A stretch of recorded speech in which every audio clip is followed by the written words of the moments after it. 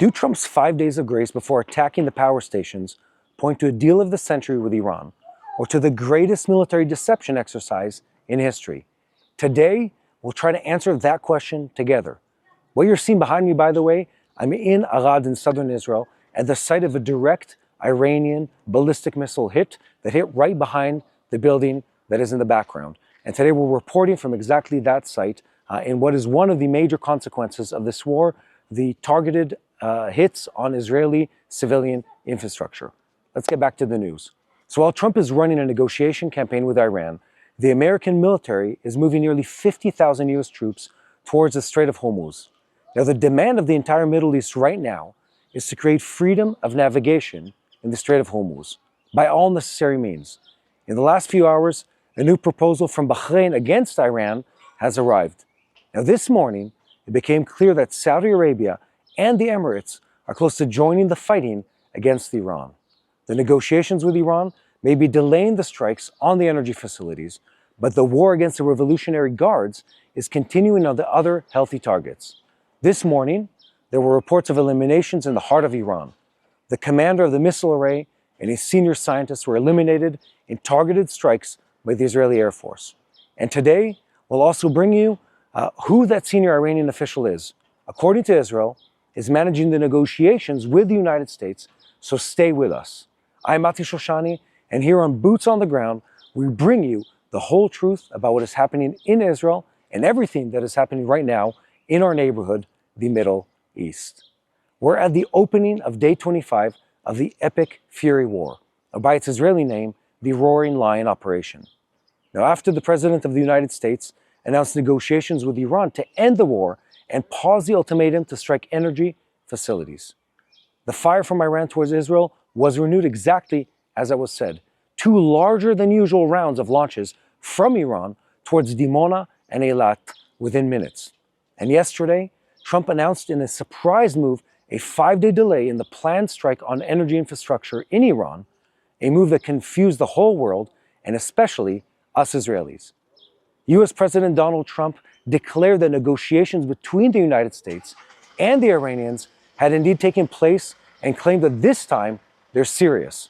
They want to reach an agreement and an arrangement, and they agreed that they will not have nuclear weapons at all. In addition, the President of the United States declared that Iran agreed to transfer to the United States the enriched uranium in its possession and not to enrich any further, and noted that there are 15 points of agreement between them and the Iranians. In response, Israeli Prime Minister Benjamin Netanyahu said Trump believes there is a chance to leverage the achievement into an agreement. Senior Iranian official Moshe Rezai, military advisor to the Supreme Leader, responded to Trump's statement saying, "The war will continue until we receive compensation and the sanctions are fully removed." Now, as you can see, at the moment in Tehran, they're flatly denying any negotiations with the United States. So who is the senior Iranian official who, according to Israel, is managing the negotiations with the United States? His name is Mohammad Bagher Ghalibaf, and he is the Speaker of the Iranian Parliament. It seems his hobbies are focused on mocking Americans or America on social media. Tonight, Mohammad Bagher Ghalibaf stated on his X account that there were no negotiations with the United States. Now, is this a breakthrough or a tactical step meant to calm oil prices before the next escalation? Now, for no clear reason, after most of the national and military infrastructure of the Revolutionary Guards in Iran has gone up in flames, the Revolutionary Guards leaders who are still alive are celebrating victory today. Official sources and media outlets in Iran denied today Trump's claims of productive talks and argued that his decision to freeze the planned strikes on energy facilities stemmed solely from Iranian threats. In the last few minutes, reports are reaching us of a giant mushroom cloud over Iran. Unusual footage has just now emerged from the explosion of an ammunition depot in southern Iran. In addition, reports are coming in of non-stop strikes in Tabriz, Iran, by the Israeli Air Force. On top of all of that, reports in Iran point to the elimination of a missile array commander and a senior scientist in targeted strikes. According to these reports, the two were eliminated in direct hits on their homes, together with their family members. Patients in the Gulf has run out. After a series of drone and missile attacks on oil infrastructure and tourism centers, the Gulf states now understand that Iran is truly the enemy. Now, according to a report in the Wall Street Journal, despite Trump's statements about negotiations, Riyadh, Saudi Arabia, is already allowing the United States to use military bases on its territory, a change of direction after it tried at the beginning of the war to avoid involvement.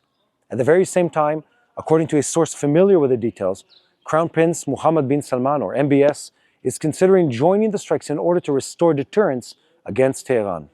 So are we just moments before Riyadh and Abu Dhabi abandon the neutral line? We will soon bring all the details.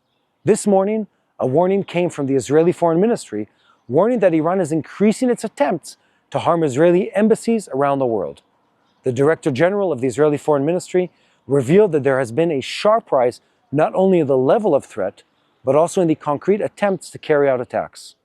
More voices from the American administration are rising and clarifying the picture of the war in Iran and the reasons for the attack on the Revolutionary Guards. Senator Ted Cruz firmly denied the accusations that the United States went into operation in Iran only because of Israel, and turned his fire inward towards American politics and the growing epidemic of anti-Semitism, and especially towards Tucker Carlson. And today, a report reached us from senior IDF officials that reveals what happened in Iran. A senior IDF official clarified that the damage to the Iranian regime is persistent and measured. At the same time, he made clear that they continue trying to rebuild their military capabilities. Regarding the arena in front of Hezbollah, the senior military official said that right now in Beirut, Dakhia is almost deserted. Just a second before we begin, brand new information has just reached me about the negotiations. After Trump announced the channel of talks that may lead to an agreement, Iran rushed to deny it. But a phone call between an Iranian foreign minister and Steve Witkoff, with Kushner at his side, shows that the picture is absolutely different. The senior Iranian official confirmed that Khamenei's son has taken his father's place after he was eliminated, and made clear that the successor approved closing the matter quickly, as long as our conditions are fulfilled. Israel remained outside of the talks and discovered their existence just by chance. But according to all the reports, the gaps between the United States and Iran are still very substantial. Guys, there's a lot ahead of us, so let us dive into the details. I'm Mati Shoshani, and Yair Pinto, who is usually with me, is on vacation today. So as you can see, I'm presenting you Boots on the Ground, the news report that brings you the whole truth about what's happening in Israel. This is day 25 of the war against the Revolutionary Guard in Iran, the head of the axis of evil in the Middle East. Now, just a second before we begin, I want to call on you to keep spreading the truth, share our content with as many people as possible, and most importantly, don't forget to click the subscribe button. Our partner today are ZAKA, an organization on the front lines, saving lives and honoring every person, even in the most difficult of moments. We'll tell you more about them later. Later in the program, we'll be joined by a representative from ZAKA to talk about the incredible work they're doing on the ground. A giant fireball was seen in southern Iran, and at those same hours, reports also came in of non-stop strikes in Tabriz and 2 targeted eliminations in the heart of the country. Now, according to the reports, a commander in the missile array and a senior scientist were eliminated in direct strikes on their homes, together with their family members. So why exactly now, when Washington is talking about negotiations and 5 days of grace, is the pace of fire inside Iran not only dropping, but continuing to go after the core of the Revolutionary Guards? This morning, almost without pause between the sirens and the strikes, Iran renewed its fire towards Israel. Additional waves of missiles were launched towards the south, the center, and other areas. After a night in which the regime in Tehran tried to project both business as usual and escalation. Now, at the same time, the Israeli Air Force continued striking deep inside Iran. And in the last few hours, there were also reports of powerful explosions in the south of the country and of further strikes in Tabriz. Now, the question now is hanging over the 25-day Operation Roaring Lion, or Epic Fury as its American name, is very simple. Are Trump's 5 days of grace the beginning of a major deal, or only a smokescreen before an even broader military move? Now, since Trump's announcement, the picture has only grown more complicated. The American president unexpectedly announced a 5-day freeze on the planned strike against Iran's energy infrastructure and power stations. He claimed that very good talks had taken place, that Tehran is serious this time, that it's ready for an arrangement, that it agreed not to have nuclear weapons, and that there are already key points of agreement. He also said that Iran is prepared to discuss removing the enriched uranium, and that if there is no progress within 5 days, the United States will turn to bombing. At the very same time, he added that his immediate goal is also the opening of the Strait of Hormuz. But almost in the same breath, Tehran denies all of it. There they claim that no direct negotiations are taking place, that Trump's statements were mainly intended to calm the oil markets and the financial markets, and that Washington is the side looking for time. According to the official Iranian line, the American pause was not born of a breakthrough, but of a clear Iranian threat. If Iran's energy infrastructure is attacked, every major energy infrastructure site in the region will become a legitimate target. So right now, we have two conflicting pictures. On the one hand, Trump is marketing the possibility of an agreement. On the other hand, Iran is saying there is no agreement, no finalized talks, and no change in its basic position. That's exactly what makes these 5 days so sensitive. Now, to understand whether this is a deal or a deception, you have to look not at the declarations, but at the forces on the ground. And on the ground, America is not calming down. On the contrary, while Trump speaks about diplomacy, the Pentagon continues moving significant forces towards the Strait of Hormuz.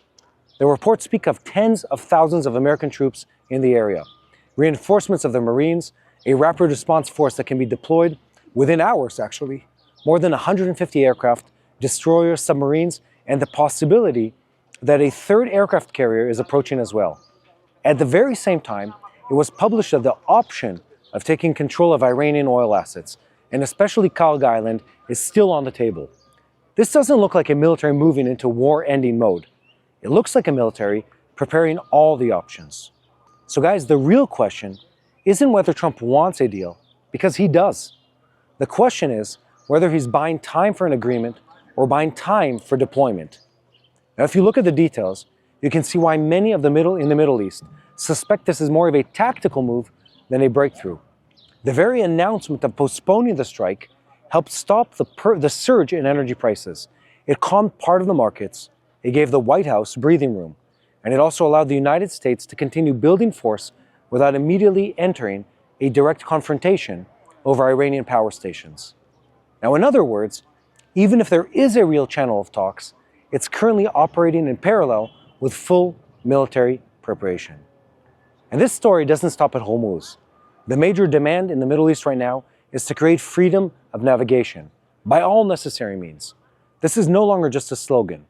Bahrain circulated in recent days a draft resolution for the Security Council under Chapter 7, a clause that gives it binding operational character. The center clause there authorizes the use of all necessary means to ensure free passage, thwart blockades, and protect shipping in the Strait of Hormuz, and even on conditional regional sea routes. Alongside that also appears an explicit demand that Iran stops the attack, together with readiness for targeted sanctions against anyone harming freedom of navigation. This is no longer only an American response. It is the beginning of a formation of a regional and international front around the principle that freedom of navigation must be preserved by force, if necessary. And within this campaign, the Gulf states are also moving. Reports this morning indicate that Saudi Arabia and the United Arab Emirates are closer than ever to actively joining the fighting against Iran. According to these reports, Riyadh is already allowing the use of American military bases on its territory for strikes. Now, after the beginning of the war trying to avoid direct involvement, in the Emirates, mainly in Dubai and Abu Dhabi, there are reports of tightened economic measures against Iranian elements, including stronger oversight of assets and institutions identified with the Iranian regime. Now, the reason for this shift is clear. The Gulf states understood that neutrality is no longer protecting them. Iran attacked energy facilities, airports, tourism centers, and other civilian targets in the region, and patience there is running out. From here, we need to move to the military map itself, because despite the American freeze on energy infrastructure, the war against the Revolutionary Guard is continuing at full intensity in other arenas. A senior IDF official clarified last night that the damage to the Iranian regime is persistent and is measured. But he emphasized that even now, the Iranians are trying to rebuild their capabilities. According to that same official, the IDF again struck in Tehran headquarters, base of the Quds Force, the headquarters of the Revolutionary Guard ground forces, and infrastructure connected to the production of ballistic missiles. He added that during the operation, more than 330 components, sites, and targets linked to the launch and fire array had already been destroyed, and that a large part of the launcher network had been damaged or blocked. But alongside that, he also warned, Iran still has more than 100 launchers left, between 100 and 150 possibly, and the systems that remain are still very dangerous. Now this number is important because it explains the fire picture. According to this assessment, Iran is no longer capable of the pace of launchers it planned at the beginning of the campaign, when it aspired to fire hundreds of missiles per day. In recent days, it has dropped to a high single-digit average, around 10 launches per day, and instead of massive barrages, it's trying to concentrate effort into isolated moments every few days. That means the Iranian strategy has changed. Less quantity, more effort to create moments of penetration, symbolic hits and difficult images. And therefore, even when the fire is renewed, it's important to understand that its meaning today is different from what it was in the first days. The regime hasn't stopped firing, but it's now firing from a place of attrition. And yet, this morning, we saw that attrition does not eliminate the risk. Iran renewed its fire towards Israel, and only hours after Trump spoke of very good talks, sirens were heard in the center and the south. Now, according to the reports, there were light injuries in Tel Aviv, and at the same time, missiles were also launched towards the south of the country. Now, before that, in recent days, we had already seen the severe hits in Dimona and Arad, where I'm standing right now, by the way. From Tehran's perspective, this is part of the message. Even if the Americans are talking, the regime is not giving up fire towards Israel. From Israel's perspective, this explains why Trump's announcement didn't change the basic instructions. The operation continues, the strikes continue, and the home front remains under threat. Within this sequence of strikes, this morning also sharpened the picture of the targeted eliminations. According to reports coming from Iran, a commander in the Zolfagar missile array, Hamid Mizradeh, was eliminated in a direct strike in Tabriz, together with his family. At the very same time, it was reported that Dr. Saeed Shamarkandi, a professor of electrical engineering identified with the missile and defense infrastructure, was eliminated before dawn in Tehran. According to all these reports, both strikes hit their homes directly. These are not just eliminations of names. These are moves intended to break both the launch chain and the layer of technological knowledge that sustains the Iranian missile industry. And when a field commander and a senior scientist are eliminated, almost at the same time window, the message is clear. Israel is operating not only against the stockpile, but also against the people who keep the machine running.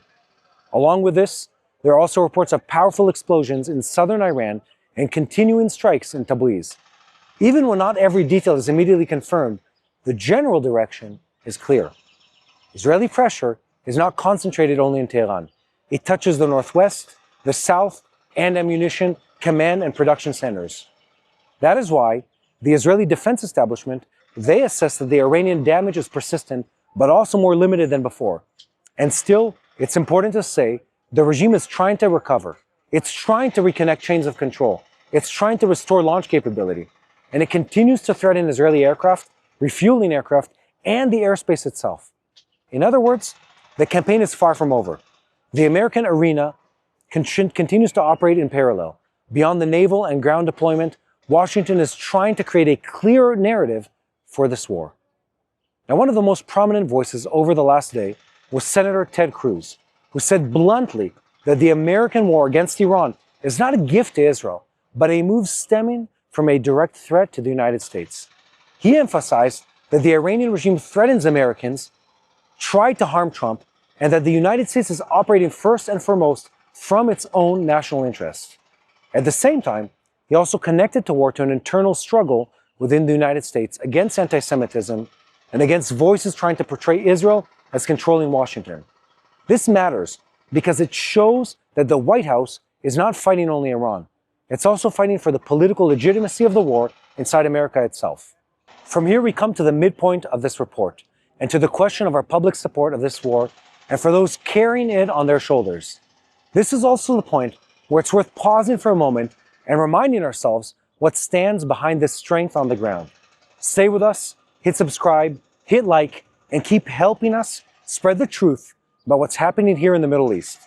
While Israel is fighting on several fronts at once, and the forces on the ground are working day and night, your support matters not only to this channel, but also to the morale of the public that wants to understand the real picture. And now let us return to the broader picture, because in the second part of this day, the campaign is already less military and more political diplomatic. This is where the name hovering over the entire negotiation comes in: Muhammad Baghdad Ghalibaf. According to the sources in Israel and the United States, this is the man with whom, or around whom, the contacts with Washington are being conducted. He is the Speaker of the Iranian Parliament, a former Revolutionary Guardsman, a figure with deep military, security, and political roots, and one of the most forceful voices in Iranian propaganda in recent days. The point is that Ghalibaf himself continues to deny it completely. Just last night, he wrote that there had been no negotiations with the United States, that everything was intended to manipulate the markets, and that Iran would continue until the goal was achieved. But his denial itself teaches something. Ghalibaf is not a marginal figure. He was a commander in the Revolutionary Guards Air Force, was identified with the development of missile programs, and later became one of the central figures in the Iranian establishment. In recent days, he also mocked Western assessments of the scale of launcher destruction, threatened the capital markets, and said that if Israel failed in interception in the Dimona area, that marked entry into a new stage of the battle. This is exactly the kind of figure who can play both sides, deny, threaten, and also be part of the back-channel contact route. Therefore, even if he's not managing the talks alone, the very fact that his name keeps coming up again and again teaches where the center of power in Tehran lies today. And within all of this, even more dramatic reports come in about the secret channel itself. Now, according to another report this morning, a phone call took place between Iranian Foreign Minister Arad and Steve Witkoff, with Jared Kushner at his side. According to the report, Arad made clear that he was acting with the agreement and blessing of Mujtaba Khamenei. The son of the leader was eliminated, and that Iran was interested in closing the matter quickly, provided its conditions were met. Now, if this report is true, it explains why the United States continues to talk about talks even while Iran denies it. But it also explains why in Israel this development is being viewed with great caution. The gaps are still very deep, especially around ballistic missiles and continued enrichment inside Iran. At the very same time, the arena of regional diplomacy continues to burn. Bahrain's proposal for freedom of navigation by all necessary means is not just a document, it's a message. Saudi Arabia and the Emirates don't want to be left alone if the United States suddenly decides to stop. They want guarantees.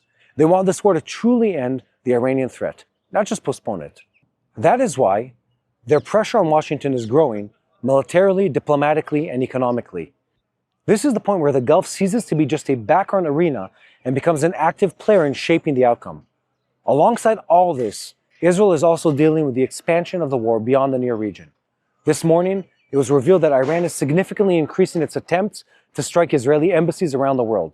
According to the discussion held in the Foreign Ministry, this isn't just only about a rise in the level of threat, but also about concrete attack attempts, including the use of drones against diplomatic missions.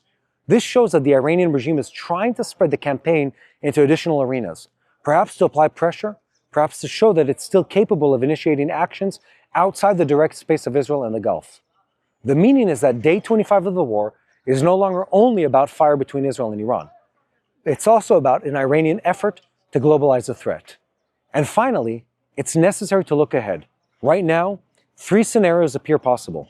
The first is that the contacts will continue for several more days, the markets will continue to breathe easier, but on the ground, the fighting will continue, no full agreement will emerge. The second is a partial deal. Iran will give something limited on uranium and freedom of navigation. Trump will declare an achievement, but the missile issue will remain open. And the third is a break. Iranian denies, collapse of the contacts, and then a rapid return to the option of striking energy infrastructure and perhaps also a more direct American move around Hormuz or Karg. As of this morning, the first scenario seems the most likely, not because it solves the problem, but because for now it serves everyone except the truth itself. On day 25 of the Roaring Lion War, the picture is clearer than it seems. The negotiations didn't stop the war. They only moved the line of decision forward by a few days. The question now is not whether there will be another round, but who will choose the moment it begins, and on which front it will start. I'm Shoshani, and as you can see here in Arad, you can see what Iran is trying to do. You can see who it is targeting, and you can also see why Israel can't allow itself to stop before the threat is truly broken. And now we move to an interview from the field with a rescue worker from the ZAKA organization, so that he can bring us what happened here in real time after the Iranian missile strike. Simcha, we're standing here in Arad, in the site of massive destruction. We've been here for a while already, and it's nothing less than shocking to see what the impact of a single rocket that didn't even hit the houses around it, what it did to the neighborhood. I've been taken back to the sites from Gaza, post October 7th, to northern communities. A very substantial amount of damage, and this hasn't happened once, and hasn't happened twice in this last war. The Iranians are actively targeting our communities, actively targeting civilian population and targets, and this is what it looks like. You guys, ZAKA, which is an organization well known to any Israeli, for better and for worse, you're usually the first ones on site.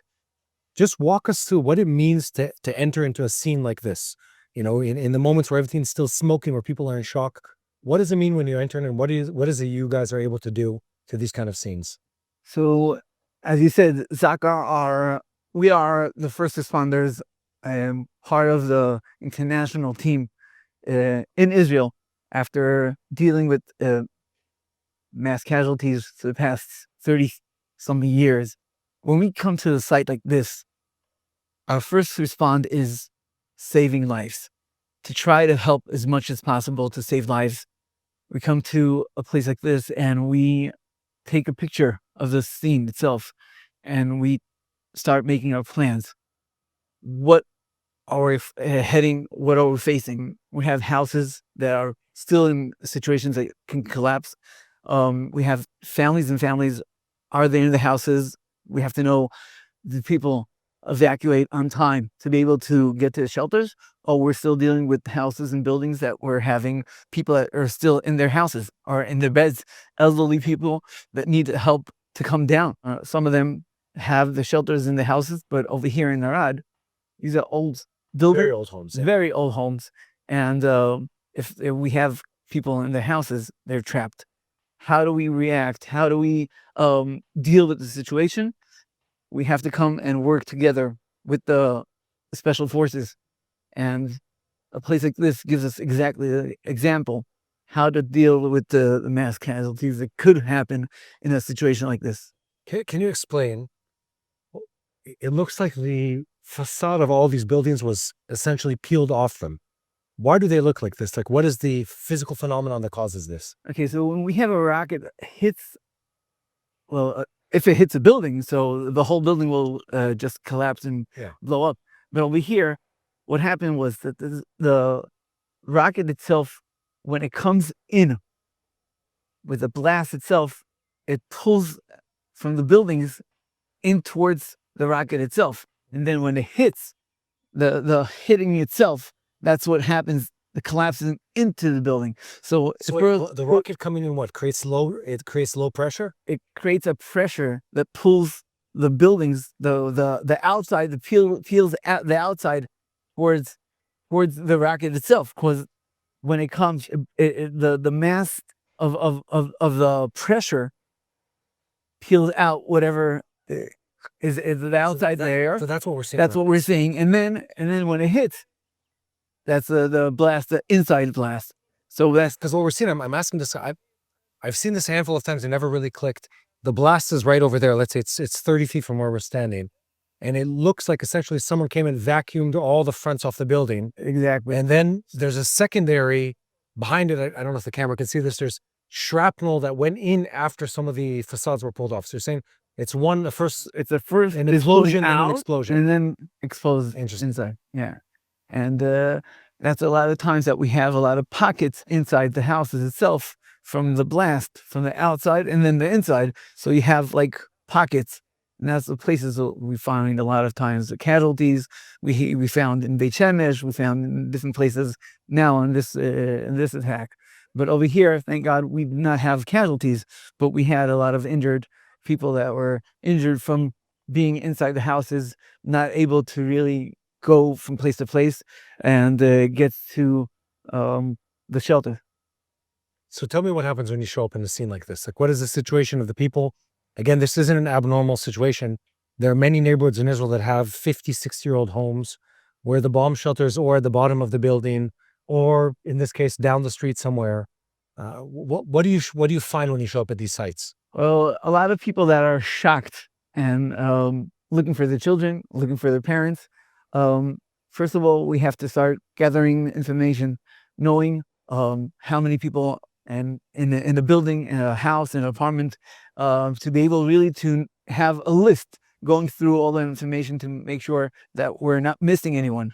And after we have a first picture of a plan, then we can start going through house by house, going and knowing how many people were missing and who was taken to the hospitals, or bodies that we have to start locating. Working together with all the support of the town community and the list of buildings and people that we know that live in this building, or we're able to really go through all these plans and then know how many casualties, if we have, how many people we're missing. And over here, thank God, working through the lists of people, guests that came for the holiday, for Shabbat. It was after Shabbat, and people that living here, knowing through that, we were able to get to towards the next day, towards the late mornings, to know that, thank God, we don't have any casualties, but we're able to go through this without any casualties. It's unbelievable. If you look around, this is something that you can't even imagine if it would hit a building. No, I can't imagine, which is why the question really is in the back of my head of when you show up on a site like this, there's hundreds of injured people. Here there are 113, I think, injured in the first wave. Yes. Injured, and most of them are probably in some kind of state of shock or panic, or both of them at the same time.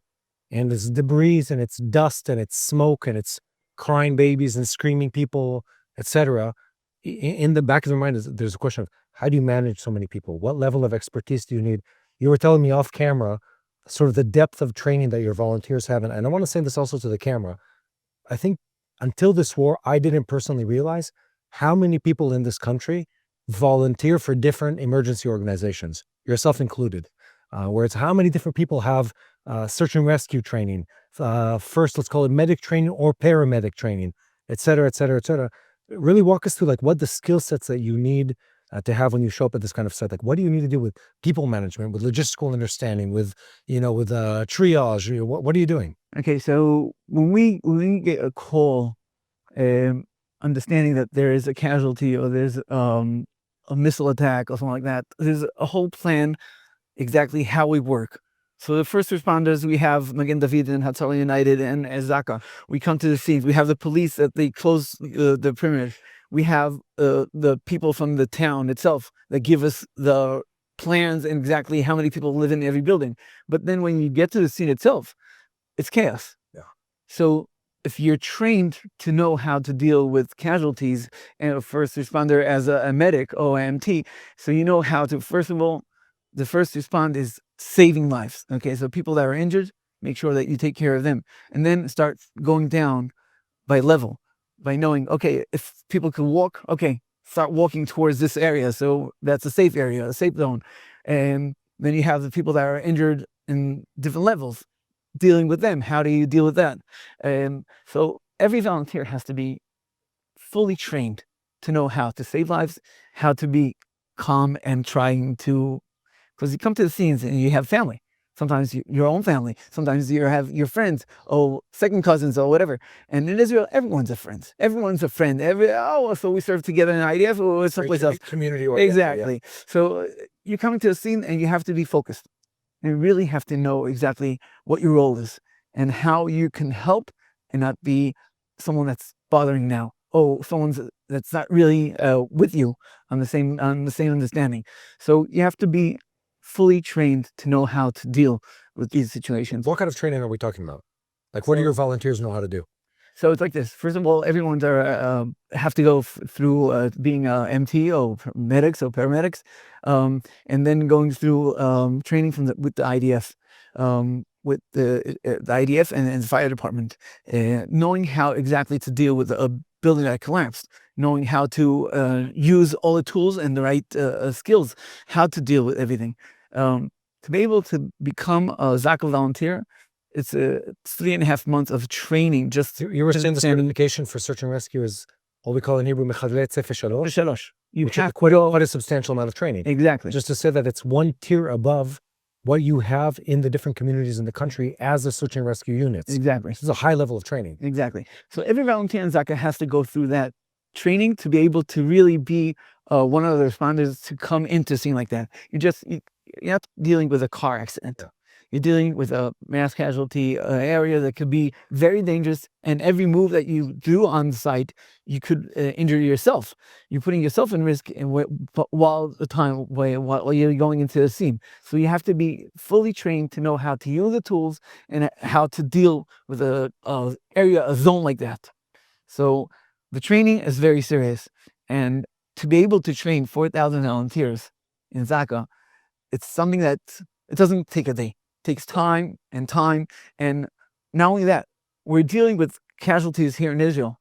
But I recently flew around the world after the disaster in Bondi Beach, after the disaster that happened. Well, it wasn't a terror attack over there, but the disaster in Switzerland. All these different places around the world, after Texas, different places around the world that needed our help as ZAKA members that are trained and know how to deal with different mass casualties and different situations, floods, earthquakes, and after disasters. And ballistic missiles that come from Iran. Yes. And being trained and being ready for these things is the most important thing. Not having to stand in a situation that you cannot face something and know how to deal with it. If you're trained properly and you know how to deal with it and you know how to use the right tools and you have the tools, that's the right way to work with it. In Texas, we were able to bring it over there after the floods. We were able to bring a special, unique app that we had, and we built it up with the Technion in Haifa after floods, knowing exactly where you should start looking for casualties after the flood. I've seen this. Okay. I've seen this and use.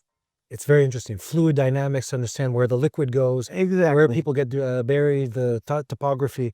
Really interesting stuff. Okay, so this is something that ZAKA has because after a casualty that we had here in Israel, we are trained to know how to deal with situations of ballistics after a bombing like this.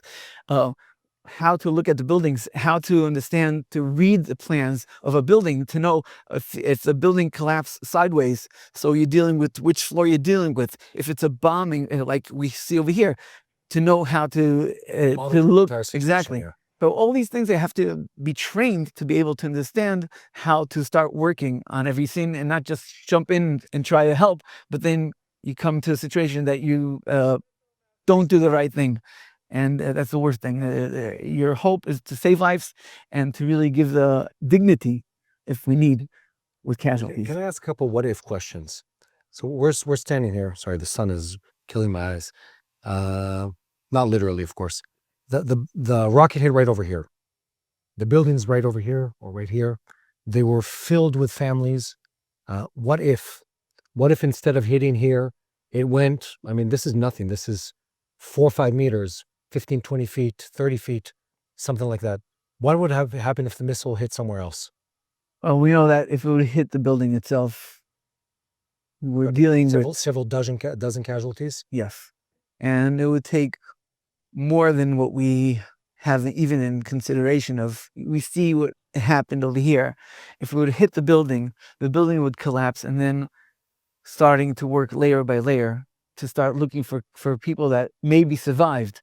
Okay, so you're talking about a building of collapsing sideways or whatever. You're talking about pockets, and it's hours and hours working through the rubble. We're talking about a mass casualty event. Yes, for sure. Yeah, for sure. And I don't say this lightly. I mean, if this rocket didn't hit outside in a courtyard, which is positioned in between a city block, essentially. If it hit one way this way, one way that way, one way in any direction, it would have been a completely different scenario. For sure. It's a miracle. It's a miracle that it hit over here and not 2 meters closer, even on the building itself. Yeah. And I'd say even differently, when I heard the first numbers come out a couple of days ago, and it said it was over 100 injured individuals. And in my mind, I'm saying to myself, the ratio doesn't make sense. How are there 100 plus injured and not a single person killed? It's unbelievable. It's a miracle. When we got the call and we heard 9 buildings were hit. And you say to yourself, 9 buildings. Okay. So the first response is, okay, get the teams from anyone around coming down from different areas in Israel, bringing down the truck, ZAKA truck, the node ZAKA truck, bringing down as much manpower you could to be on the scene itself, but then taking consideration, it hit over here. What's going to be if it hits in another place? So you can't really bring everyone to one place, but be in a plan that if you're working in one area, to be able really to work and make sure that you're doing the right thing and plan it in the right way. So thank God we got here and we saw the scene, working for hours and hours through the scene, trying to really understand how many casualties we have here. And then coming out and saying, thank God there's no casualties. It is literally thank God. And I want to say something else. People might be thinking in their mind, well, maybe the ballistic missile missed. There's nothing to miss here. Arad is a small city in the middle of the desert. Literally, you have to drive from any direction you come through the desert. Aside from national parks, there's nothing around it. National parks and archaeology. One small city, densely populated.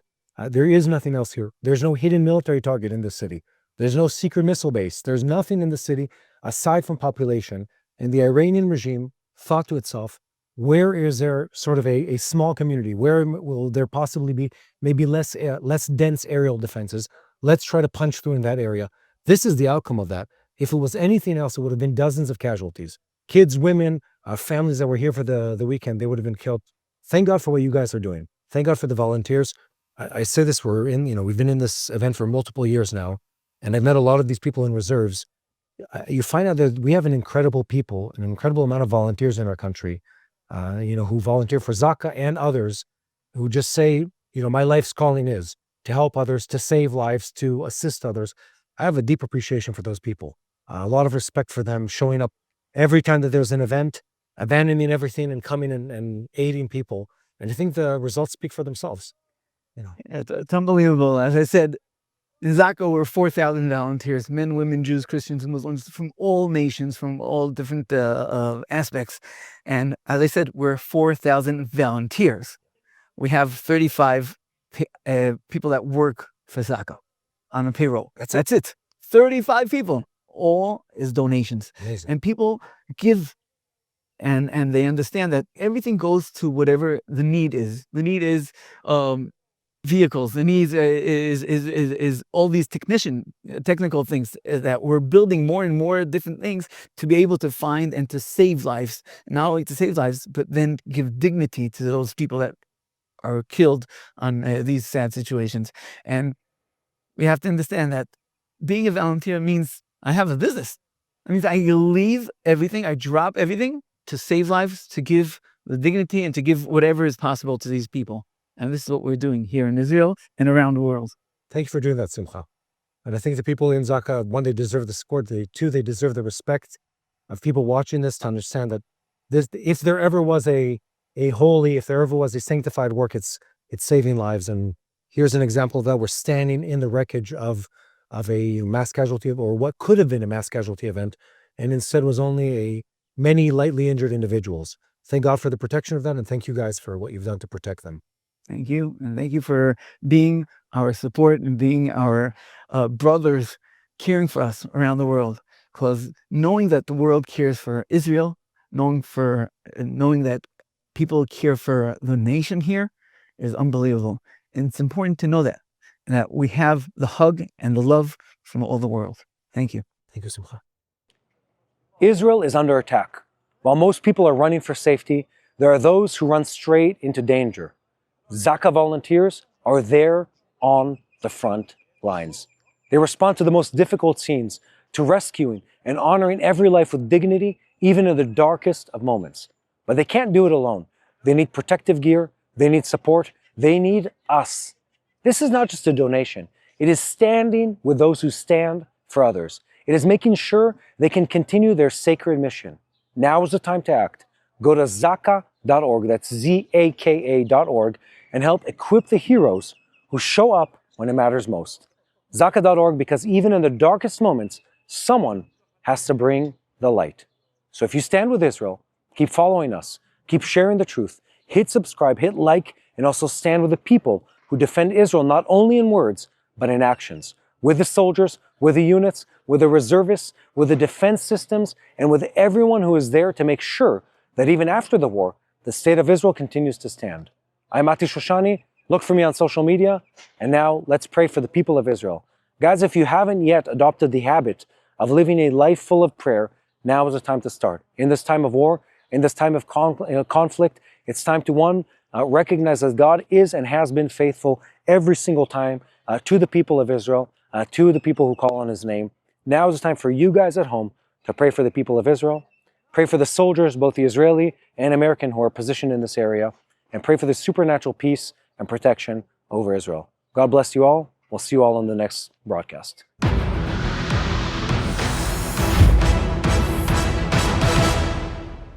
Hello, this is Mati here in Jerusalem with TBN Israel. This is Yair Pinto from TBN Israel here in Jerusalem. TBN Israel is keeping viewers informed with Israel-focused news, culture, and what God is doing in this land. Support TBN Israel today online at tbn.org/Israel. Thank you.